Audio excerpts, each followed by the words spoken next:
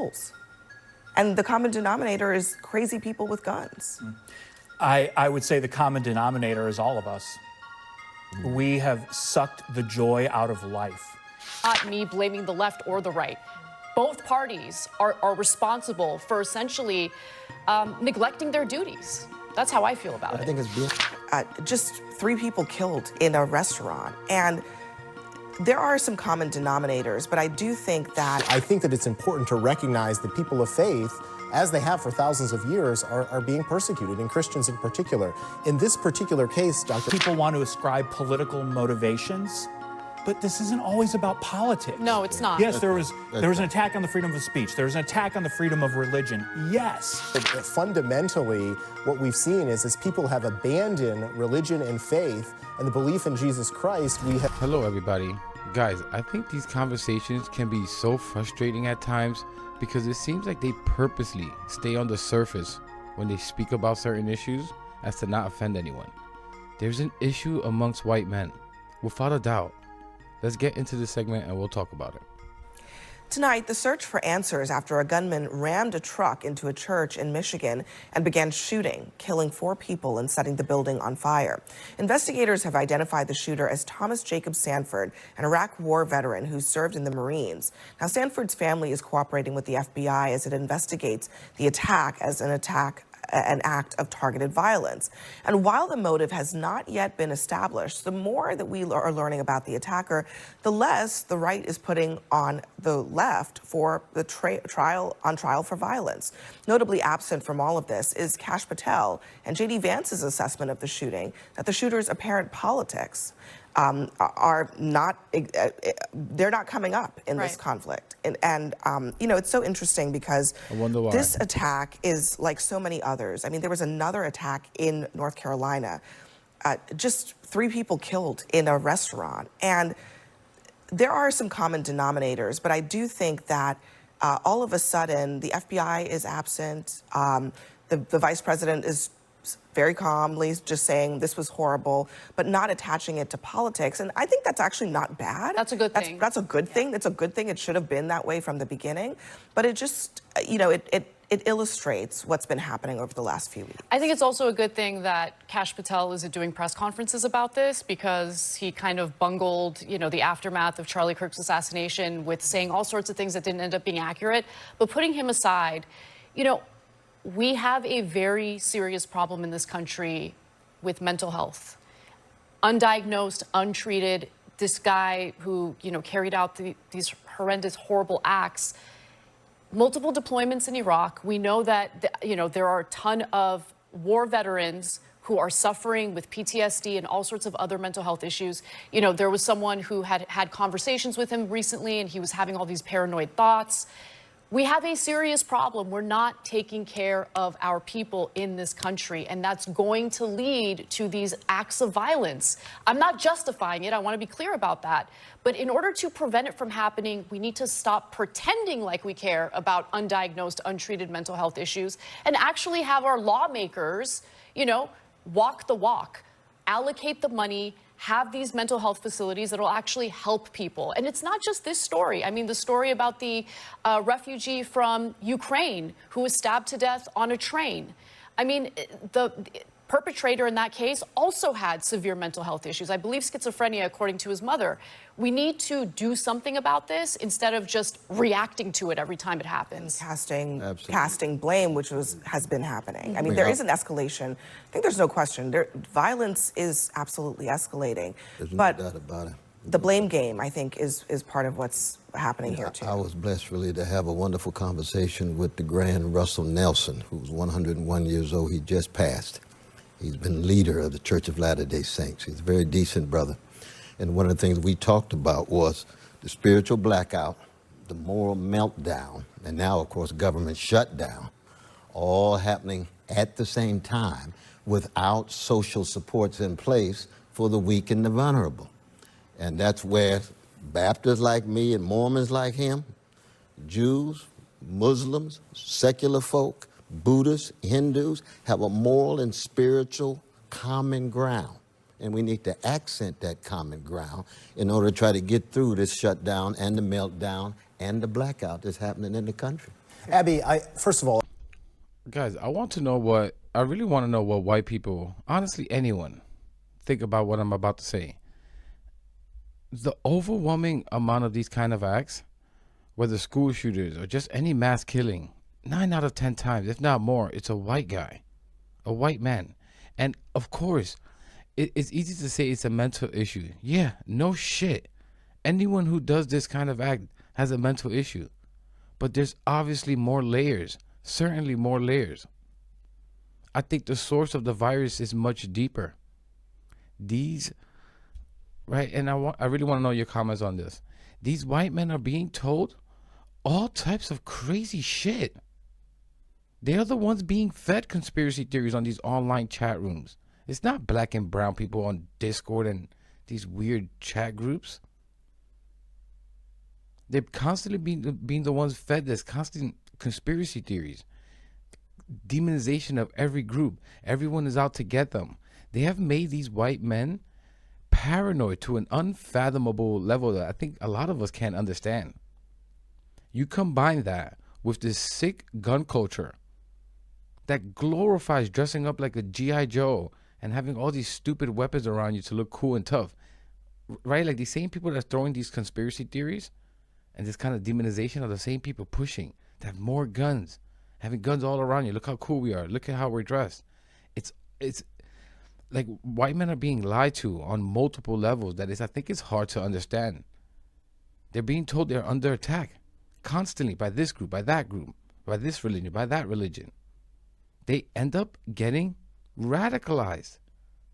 That's what we're seeing here. They're radicalized to hate groups, to hate the world around them. And I don't know, maybe some of these people who obviously have these mental issues, which is obvious. You can't shoot up any place like that and not have effing mental issues. You cannot do a school shooting, shoot up a church, little kids in there. Like, you have to have mental issues. We all know that.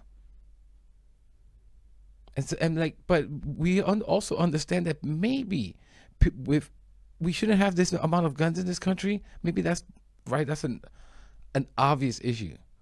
But the paranoia of what's happening to these people, it starts to eat away at them and eat away at their thoughts.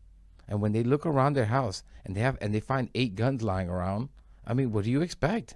You're creating a recipe for a disaster. And honestly, I can't help but feel a level of empathy for these people, if I'm being honest. Thank you for talking about this issue. We have seen a significant, sharp increase in attacks on Christians and churches. Bishop Robert Barron put the number, I believe, at over 700%. The Family Research Council said last year there were 383 attacks on churches. And so I think that it's important to recognize that people of faith, as they have for thousands of years, are being persecuted, and Christians in particular. In this particular case, Dr. West, I agree with you. We live in a society and a world with sin and wickedness. We just have to recognize that there are a number of factors that could go into why these individuals are launching these attacks, and there's not probably one single thing that we can point to, Abby, unfortunately. But why, you know, I hear you mention the churches, and I think that's an important factor. But I mean, I saw people correctly noting that schools, just everyday schools where your kids go for elementary school all the way up to high school, are also ground zero for mass attacks, mass violence in this country. Why isn't that talked about? And why isn't anything being done about that? I mean, that is perhaps more persistent than even this sort of left, right, churches, non-churches, schools. And the common denominator is crazy people with guns. I would say the common denominator is all of us. We have sucked the joy out of life, and we can't see the difference between disagreement and hatred. And when we have a disagreement with our neighbor or somebody who takes our parking spot at the Walmart, what do? We turn to violence. We can't have a conversation. We can't be civil about it. So every time in the aftermath of the tragic assassination of Charlie Kirk or this situation, I know people want to ascribe political motivations, but this isn't always about politics. No, it's not. Yes, there was an attack on the freedom of speech. There was an attack on the freedom of religion. Yes. but we are attacking each other and our humanity and our decency every single day. And so when we allow politicians to make this about politics, guess what? They're making it about themselves. Well, because they're worried about being the next victim. And I don't want anything to happen. But it could happen to any of us at any time, and we don't focus on that enough. I agree with you wholeheartedly. This is incredible. Of course, it's not politics when it's clearly someone on the right. But when they think it's someone on the left, or has a trans girlfriend or something like that, then it's politics. Like, these people are really disgusting. And I've said this over and over. You're never going to get to the source of the issue if you're not ready to offend people. You're going to have to get direct and aggressive, and sometimes they're going to be offended. And that's fine. Guys, clearly he was MAGA. But the underlying issue of all that wasn't that he was MAGA, was that he was a Republican. It's that he's been radicalized, likely, by right-wing conspiracy theories. Did he have mental issues? Obviously. Obviously. But not everyone with mental issues does stuff like this. Like, he was radicalized by right-wing conspiracy theories. Like a lot of these guys. Like, this is why I push back so hard against racism and bigotry, because it's obviously the root of so much of the evil that we see today. These people are made to believe that their life is on the line. Right? They're being told that this group is trying to do this to your kids. These people are trying to replace your race. These people are taking your jobs and your livelihood. I mean, what do you think that does to someone's brain? And then guess what? And people on the other side of constantly being attacked, of course, they're going to respond at times. I've said this before 1,000 times. You can't keep punching someone and expect not to get punched back at some point. I mean, all of this stuff is just built on right-wing lies and lies. They make these crazy conspiracies up that are just deranged. And I think a lot of this is political, in the sense that the Republican pundits and politicians are the ones spreading this stuff on a daily basis. They all do it. Marjorie Taylor Greene, Tucker Carlson, Candace Owens. These people live off this stuff. It's become a true plague that is having compounding effects on society. What you just said, I also think it's a way of deflecting any blame, right? Because this country is not doing well. The ordinary people in this country are not doing well, whether it's due to having difficulty making ends meet, difficulty paying medical bills, difficulty getting treatment for mental health issues, PTSD from multiple deployments to the Middle East. Like, these are real problems that have never really been addressed. And whose fault is that? It's our lawmakers who just refuse to address them and instead get into these like ridiculous squabbles, political theater, endless hearings, whether it's in the House or the Senate, that doesn't ever lead to anything. We need to start holding our politicians accountable. And this is not me blaming the left or the right. Both parties are responsible for essentially neglecting their duties. That's how I feel about it. I think it's beyond politics and even elected officials. You're talking about a culture. I think you're talking about ways of life that no longer put a premium on integrity, honesty, and decency, and preoccupate with the 11th commandment, thou shalt not get caught. So survival of the slickest. No society can survive with that kind of spiritual vacuity, no matter what. And that's where that spiritual level that you're talking about, brother. And I agree with you on this. I can tell you that. We might disagree on a whole lot of other things, but he's hitting the issue here. Because as human beings, if we don't get beyond these political squabbles and partisanship, we're going to lose the planet, we're going to lose the democratic experiment, the empires take over, and next thing you know, we got the reciprocals running around. The last couple of weeks have been characterized by partisan finger-pointing. Is it time now to move forward in a way that actually gets to some of the underlying issues that Anna was talking about? I think you could, but I will agree with my friend Dr. West here. I don't know that the answers all lie in politics or legislation or executive orders. I think that fundamentally what we've seen is as people have abandoned religion and faith and the belief in Jesus Christ, we have moved away from some of those very foundational principles that not only were instrumental in the creation of this great country that we live in, but have guided us for thousands of years. And so I wouldn't necessarily always look to Congress or the White House for answers, Abby. I think there are steps that they can take. I used to serve as the senior warden at my church, And we took steps years ago to harden the facility and make steps. And I know that you asked the question about schools. Schools have done the same thing, and still people find ways. And I think you're right. I mean, there's obviously like a cultural problem, but I also think that we have a very concrete mental health problem. We do. Oh, yeah. that's true. It's very That's straightforward, very concrete. That's People true. that are very sick are roaming the streets. Yes. Absolutely. Exactly. And they're carrying out their lives. They just have a gun in their homes and they go and they shoot up an LDS church.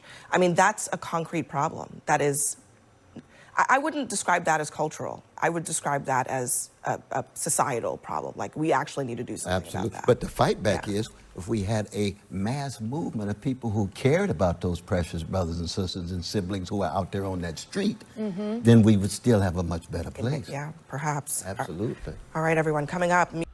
Guys, I think it's beyond that. This is not a poverty issue. This is not. There's mental health issues all around the world. The country where my mother's from, Dominican Republic, is much poorer than this country, much less opportunities. People there are not going into schools and shooting kids up. They're just not. This is not a mental health issue either, because there's mental health issues everywhere. The U.S. is not any more special. Guys, and I think it's hard for a lot of people, especially on the left, to talk about race because they don't want to offend anyone. And the people on the right, these people are just bigots and spread hate and cruelty. This is what they do to make money and get attention and get eyeballs. Just say something disgustingly racist, get your pockets filled up. But there's a reason why you're seeing white men specifically commit these kinds of mass killing sprees. It's not black, it's not Hispanic, it's not Middle Easterners. Yes, a lot of it is political, because these political pundits, like Marjorie Taylor Greene, like I've mentioned, spend most of their day spreading hate, conspiracy, telling white people they are under attack. You don't think that plays into what we're seeing here at all? Of course. And then you may ask, oh, what about black and brown neighborhoods and gun violence, blah, blah. That's a whole different issue. I've mentioned that before. I grew up in the Bronx in a poor, gang-infested, drug-infested black and brown neighborhood. I can tell you right now, these people aren't radicalized to hate this group or that group. It's pure business. It's pure survival. I don't agree with it, but it's a money thing. It's a systematic, opportunityless issue. Like, most of us that grew up, right, like, this gun culture is not in black and brown, right? Black and Hispanic people, why don't you ever see them on Facebook, Instagram with guns and rifles and all that? It's just not part of our culture. Many of us grew up near gangs and drug-infested areas, so a lot of us have disdain for guns, right? Like, it's just different. These people aren't being radicalized to shoot. When find me the last time a gang member was radicalized to shoot up at an elementary school? I mean, right? You get what I mean? It's just a different issue. And like, unless we start having these real conversations, no matter how delicate, no matter how offended someone can be, it's the only way we can get past this dark abyss. But I'm gonna leave it there, guys. I know I talked a whole lot.